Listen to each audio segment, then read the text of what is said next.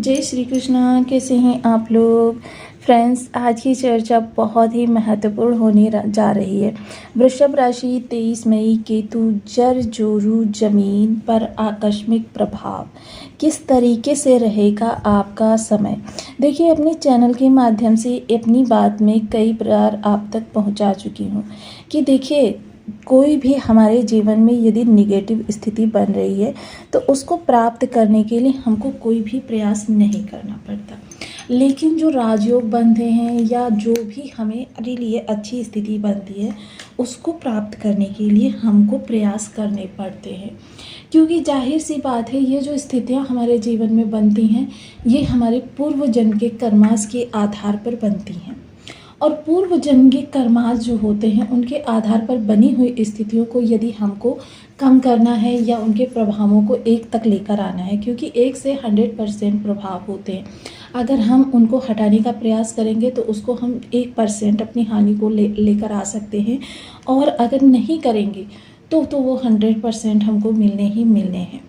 तो बहुत महत्वपूर्ण चर्चा रहने वाली है। जैसे 2026 में केतु जो है सिंह राशि जो कि आपके घर में पड़ती है, यानी आपका परिवार प्रभावित हो रहा है। आधिकारिक और कार्मिक मघा नक्षत्र में गोचर 5 दिसंबर तक वहीं रहेगा। अब केतु की उपस्थिति आपकी अवचेतन आत्मा का स्वरूप, पिछले जन्म के ऋण और जीवन के उन क्षेत्रों को प्रकट करती है जहाँ की आपकी कार्मिक विरक्ति और अंततः आध्यात्मिक मुक्ति प्राप्त होना तय हो। वहीं आपके अंदर इस समय आध्यात्मिक वैराग्य, पूर्व जन्म का बोझ, छिपी हुई ताकतें, मानसिक उथल पुथल, आध्यात्मिक झुकाव और रहस्यमयी अनुभव, ये सारी चीज़ें इस समय पर आपके लिए काफ़ी महत्वपूर्ण होने जा रही हैं। केतु का चतुर्थ नवमांश में भोग करना। अब चतुर्थ नवमांश स्वामी कौन है? कर्क। चतुर्थ नवमांश स्वामी चंद्रमा। और यदि देखा जाए तो लग्न से चतुर्थ भाव पर जो प्रभाव होता है वो भी चंद्रमा का ही होता है। अब केतु और चंद्रमा, केतु देखिए, जैसा कि हम सभी लोग जानते हैं, राहु जुनून है, वहीं केतु विरक्ति है।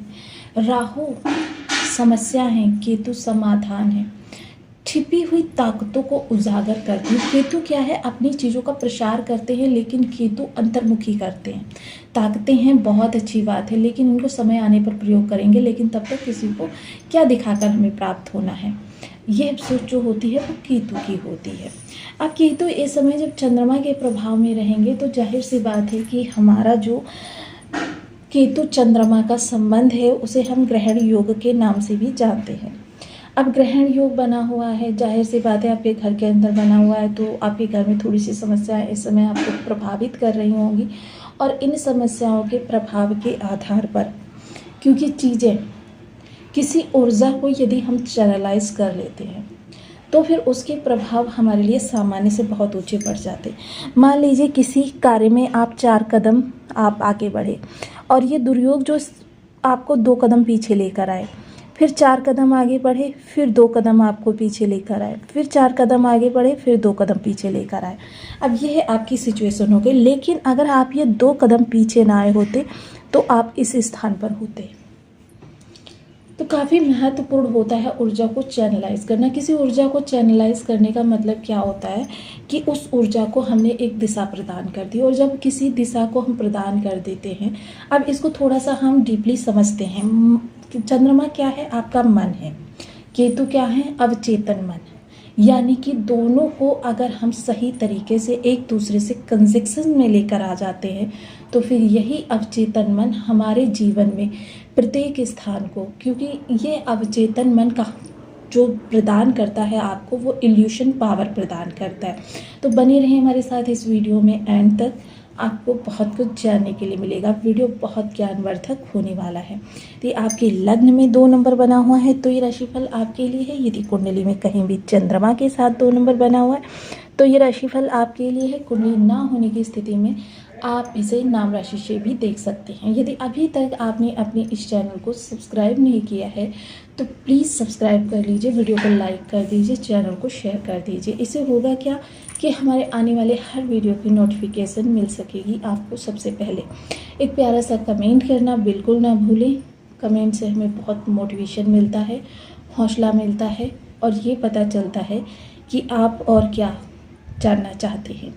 देखिए, बहुत महत्वपूर्ण गोचर है क्योंकि यह इस समय आपके क्योंकि अष्टम भाव भी आपकी आंतरिक शक्ति को ही उजागर करता है। हालांकि बाधाओं का घर है, लेकिन फिर भी अष्टम भाव जो है वो आपकी आंतरिक शक्ति को ही दिखाता है। अब इल्यूशन पावर क्या होती है?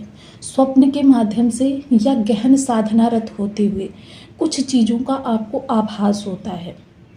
हालांकि ये आभास जो है कुछ लोगों को बहुत कम होता है, कुछ लोगों को बहुत ज़्यादा स्पष्ट, जैसे कि हम कोई चलचित्र देख रहे हैं इस तरीके से होता है। और जो ये अवचेतन मन होता है ये हमारा सिर्फ हमारे शरीर के माध्यम से नहीं बल्कि आसपास ये सारी चीज़ों को भाप चुका होता है। सिर्फ हमको इनका रियलाइजेशन नहीं होता, लेकिन हमारा अवचेतन मन, क्योंकि किसी भी व्यक्ति को अगर आप हिप्नोटाइज करेंगे, हिप्नोटाइज करके उससे पूछेंगे, ब्रह्मांड के सारे रहस्यों को वो आपके सामने खोल कर रख देगा। चाहे आप देव दानव मानव के बारे में प्रश्न करें, चाहे, क्योंकि यह अवचेतन मन मस्तिष्क हमारा वो होता है जिसको त्रिलोकी का ज्ञान होता है। सिर्फ हम ये जागृत अवस्था में इन चीज़ों को जान नहीं पाते हैं। अब ये इल्यूशन पावर इस समय आपके घर में बैठी हुई है, क्योंकि देखिए इल्यूशन पावर बहुत सशक्त होती है और यह जितना ये ज्ञानी होती है उतना किसी भी चीज़ पर प्रभाव डालने में सक्षम भी होती है। अब इसका प्रयोग हम अपने जीवन को संचालित करने में किस तरीके से करते हैं? हालांकि देखिए ऐसा नहीं है हर किसी व्यक्ति को इल्यूशन होता है। कभी कभी आपने स्वप्न में देखा होता है कि आपके साथ कुछ हुआ और आपको लगता भी है कि ये आपने स्वप्न देखा, लेकिन कभी कभी 1-2 घंटे बाद, कभी कभी 1-2 दिन बाद और कभी कभी वीक में ये इसकी पावर के आधार पर आपके साथ होता है। आप देखते हैं वही घटनाएं आपके साथ होने लगी। इसी को इल्यूशन पावर कहा जाता है। और ये इल्यूशन पावर जो कि आपके परिवार से जुड़ी हुई है, देखिए ये 2 प्रकार से इसको हम बढ़ा भी सकते हैं।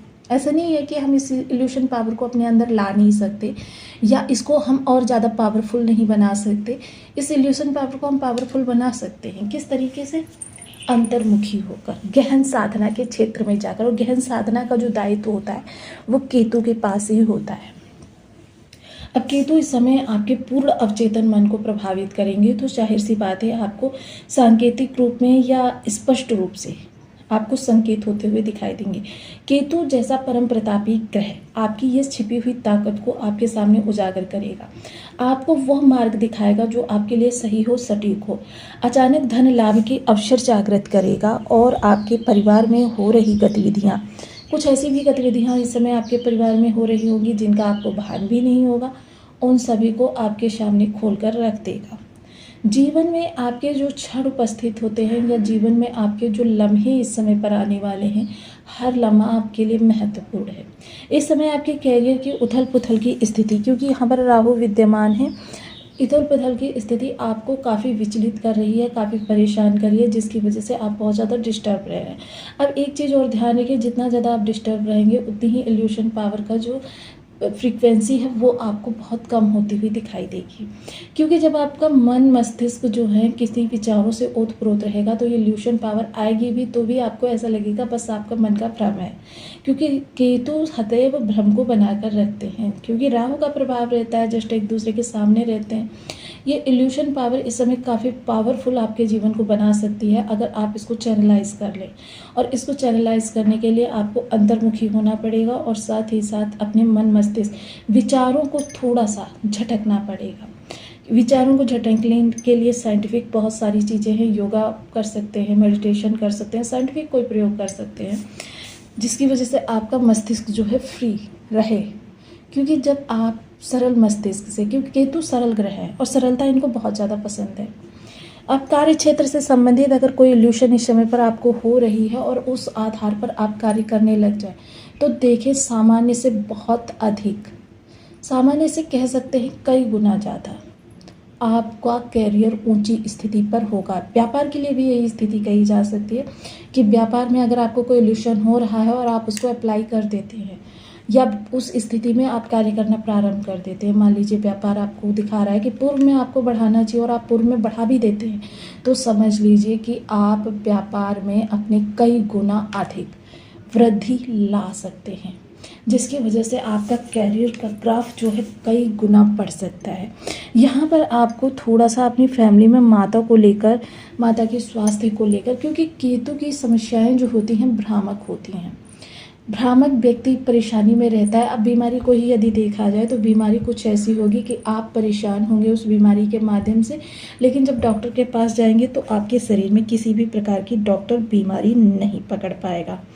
अब ये चीज़ें जो होती हैं ये काफ़ी ज़्यादा प्रभावित करती हैं, क्योंकि व्यक्ति अपने आप को बहुत ज़्यादा परेशान। तो माता के स्वास्थ्य में इस समय पर जो दिक्कत आ रही है, समस्या आ रही है, तो इसका सबसे पहले तो आपको मेडिटेशन के माध्यम से, क्योंकि जितना ज़्यादा इस समय डीपली मेडिटेशन करेंगे उतनी ये फ्रीक्वेंसी जो आपके इल्यूशन की है ये आपको प्रभावित करती हुई दिखाई देगी।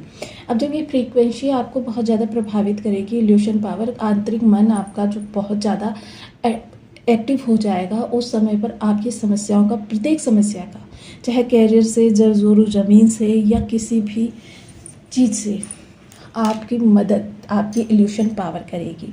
आपको हर संकट में आने से बचाएगी, आपकी परेशानियों का समाधान उपस्थित करेगी। और वैसे भी केतु समाधान ही कहे जाते हैं। तो यहाँ पर हमको जितना ज़्यादा हम डीपली अंतर्मुखी होने की प्रक्रिया को अपने जीवन में करते रहेंगे, उतना ही हमें के इल्यूशन पावर, हालांकि इस समय पर ये प्रबल हो रही है क्योंकि चंद्रमा का प्रभाव पड़ रहा है, लेकिन केतु आपके डीपली मन को ही प्रसारित करते हैं। इसके अलावा हम कुछ और विशेष उपाय कर सकते हैं केतु के प्रभावों को बढ़ाने के लिए। देखिए, सबसे पहले तो बीज मंत्र का जाप आ जाता है, ओम क्लीं केतवे नमः। इस बीज मंत्र का अधिकाधिक अपनी सुविधानुसार संकल्पग्रस्त होकर जाप करना आपके केतु को पावर देगा। इसके अलावा देखिए, जो अभावग्रस्त बच्चे होते हैं उन बच्चों को टॉफ़ी या खिलौने या वस्त्र इत्यादि, ऐसे बच्चों के मुख पर मुस्कान लाना